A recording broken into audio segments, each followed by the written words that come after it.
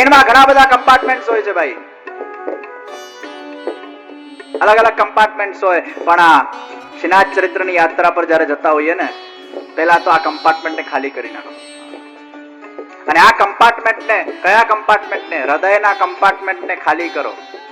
અને હૃદયનું કમ્પાર્ટમેન્ટ જ્યારે ખાલી થશે ને, ત્યારે એમાં શ્રીનાથજી આવશે. પણ આ કમ્પાર્ટમેન્ટના અંદર કેવલ શ્રીનાથજી હશે તો શ્રીનાથજી સુધી પહોંચાશે.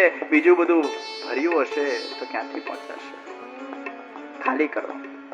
હું કરું એ જ અજ્ઞાનતા, શકટનો ભાર જેમ શ્વાન તાણે. આ હું કરું એ જ અજ્ઞાનતા છે, આ હું છું એ જ અજ્ઞાનતા છે, આ હુંની એક્સપેક્ટેશન એ જ અજ્ઞાનતા છે, આ હુંનો લાભ એ જ અજ્ઞાનતા છે. આ દરબારના અંદર કોઈ લાભ નહીં, કોઈ એક્સપેક્ટેશન નહીં, कोई जातनी कोई प्रकार की परवाह नहीं. अरे बस खाली होकर आना है, सबको बांसुरी बन के आना है. सब श्रीनाथ जी के होके आएंगे. અને શ્રીનાથજી સામે નો VIP, just you and me. This is Shrinathji સિદ્ધાંત. શ્રીનાથજી સામે કોઈ વીઆઈપી નથી. શ્રીનાથજી સામે તો બધા જ સરખા છે. શ્રીનાથજીની નજરોના અંદર બધા સરખા છે. શ્રીનાથજીની નજરોના અંદર કોઈ પ્રકારના મર્યાદાઓ નથી. શ્રીનાથજી વરસે ત્યારે બધા પર વરસી શકે છે. આ વરસાવા શ્રીનાથજી બેઠો છે. આ જગ્યાથી શ્રીનાથજી બાબા પોતે આ રસને વરસાવી રહ્યા છે. બસ એ રસની વરસાદના અંદર, વરસાદમાં છે ને બધા જ ભીંજાતા હોય. એમાં ડોક્ટરોય ભીંજાય, એમાં લોયરો પણ ભીંજાય, એમાં ગરીબો પણ ભીંજાય, એમાં મોટા ધનવાનો પણ ભીંજાય, એમાં બધા જ ભીંજાય. सब भींजाए. सबके लिए जो समान है वो श्रीनाथ जी का रस है. और वो रस कब पाएंगे, कब पिएंगे, कब पान होगा, कब अनुभव होगा? જ્યારે આ કમ્પાર્ટમેન્ટ ખાલી થાય ત્યારે ને ભાઈ. ભરેલા હશો ક્યાંથી થશે? खाली बनाओ इस कंपार्टमेंट को. इसलिए हमारे कृष्ण कहते हैं ये हृदय को बांसुरी बनाओ. बांसुरी ने एक बार गोपी पूछू, अरे बांसुरी तुझ में ऐसा क्या है कि साक्षात भगवान कृष्ण अपने अधरोष्ट के ऊपर तुझे बिठाकर अपनी दिव्य अधर सुधा का तुझे पान करवाते हैं, तेरे में है क्या?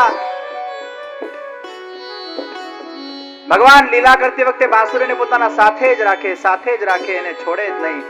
ગોપીને થોડુંક થયું છે, મીઠી ઈર્ષા થઈ છે કે અમારા કરતા પણ ભગવાન તો બાંસુરીને પોતાના સાથે રાખે છે, એને એક ક્ષણ માટે પણ છોડતા નથી. ऐसा क्या है भाई?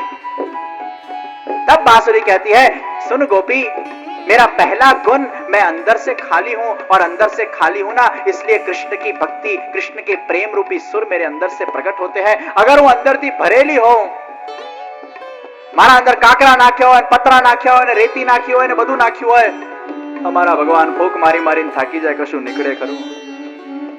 આ માઇક છે ને, બાંસુરી છે. અહીંથી જ્યારે શ્રીનાથ ચરિત્રની આ કથાને વગાડવામાં આવે ને, પણ તમારા હૃદયમાં બધું ભરેલું હોય ને, અહીંથી બાંસુરી વાગતી હોય શ્રીનાથજીની. આ માઇકમાં ભરેલું હોય તો વાગે. આ માઇકમાં જે બોલીએ તમારા સુધી પહોંચાડે છે ને, ચૂપચાપ કઈ આમ તેમ થાય છે. તમારું હૃદય બાંસુરી છે, એ ખાલી હશે ને તો અહીંયાનો રસ ડાયરેક્ટ હૃદયના અંદર પહોંચી જશે. પણ ભરેલું હશે, અહીંથી કેટલી પણ ફૂંક અમે માર કરીએ, કશું પહોંચે જ નહીં. તો શું થાય? ખાલી બનાવો. આ ખાલી હૃદય જ્યારે થશે ને, ત્યારે વ્યક્તિના અંદર શાંતિ, આનંદ, ઉત્સાહ, પ્રસન્નતા, કઈ જ સંતોષ નહીં થાય. કેમ કે હવે એનું હૃદય એ ખાલી બની ગયું છે. ત્યારે જ ભગવાનની પ્રેમ અને ભક્તિ રૂપી બાંસુરીઓ એના જીવનમાં વાગી નીકળશે. એનું જીવન સુરીલું બનશે, એનું જીવન સંગીતમય બનશે, એનું જીવન રસમય બનશે. પણ ભરેલું હશે ને તો તમે જાણતા ને અજાણતા કોઈને દુઃખ આપશો, તમને ખબર નહીં પડે. આ દુનિયાના અંદર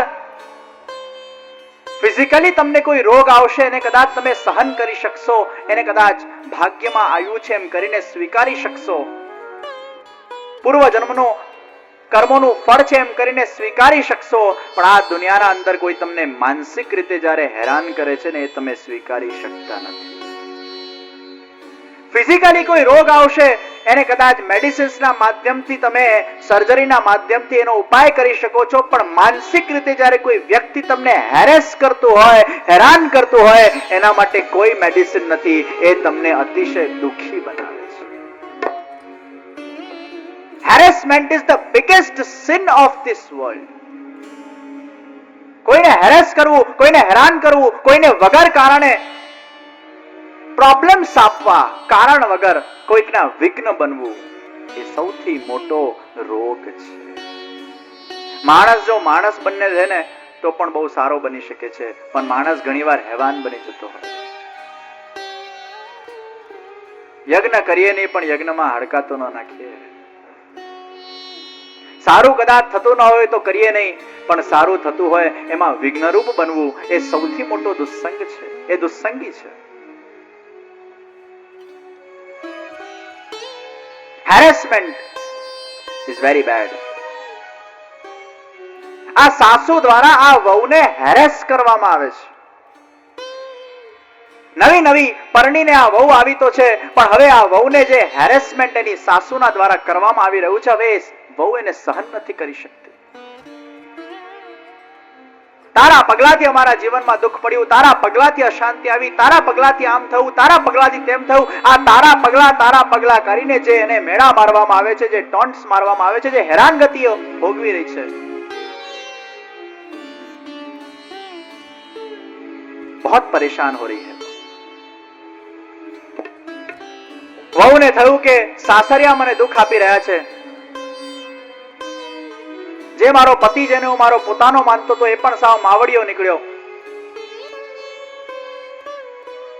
આ વિશ્વના અંદર, આ સંસારમાં અંદર જો મારું કોઈ છે તો એ કેવલ મારો દેવ દમન છે.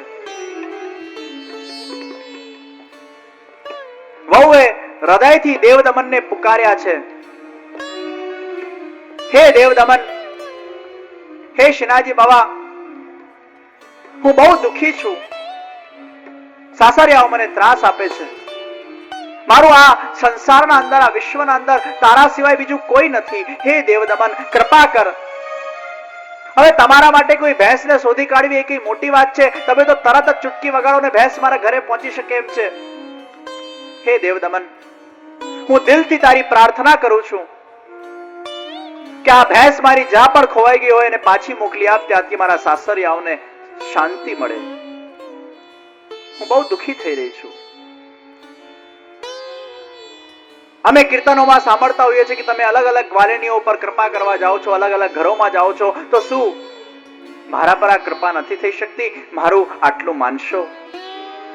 હે દેવ દમન, આજે તમારી હું માનતા માંગુ છું કે જો મારી ખોવાયેલી ભેંસ મારા ઘરે પાછી આવી જાય તો હું 10 શેર માખણ આપને અરોગાવીશ. આ મારી માનતા છે.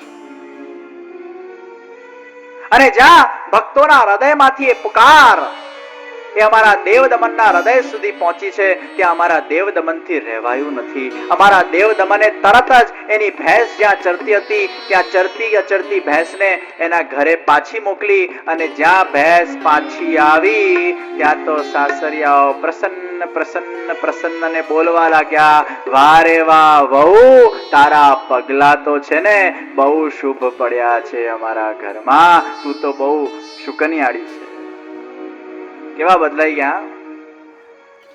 અરે જંગલમાં ગયેલી ભેંસ એ ભાગ્યે પાછી આવતી હોય, અને જ્યારે આ ભેંસ પાછી આવી છે, તારા પગલાથી આવી છે, તું તો અમારા માટે બહુ લકી છે, બહુ સારી છે, આમ છે. હવે વખાણ.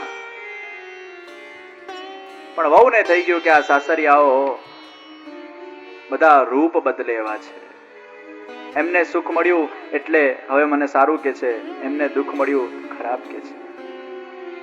આ દુનિયાના અંદર, આ વિશ્વના અંદર તમે જ્યારે ઊંચાઈ ઉપર હો ને તમારો જે સાથ આપે ને એ કદાચ સ્વાર્થથી આપી શકતો હોય, પણ તમે જ્યારે નીચાઈમાં આવી જાઓ ને ત્યારે પણ જે વ્યક્તિ તમારા સાથે રહે ને એ માનજો એ તમારો સાચો મિત્ર છે. શેઠિયાઓના આજુબાજુ ઘૂમવું તો બધાને ગમતું હોય છે, પણ તમે એ શેઠની અવસ્થામાંથી જ્યારે ડાઉનફોલ તમારો આવે ને તમારા જીવનમાં જ્યારે તમે અતિશય દુઃખ હો ને, મધ હોય ને ત્યાં તો માખીઓ આવવાની.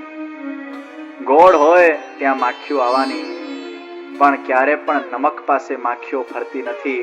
જીવનના અંદર જ્યારે આવા સુખની સ્વીટનેસ ચાલતી હોય ત્યારે બધા આપણા પાસે સ્વીટ બનીને આવી જતા હોય છે, પણ જ્યારે જીવનમાં આ સોલ્ટનો અનુભવ થાય છે ત્યારે કોઈ પણ વ્યક્તિ એ સ્વીટ બનીને આવતું નથી, એ પણ સોલ્ટ થઈ જતો હોય છે.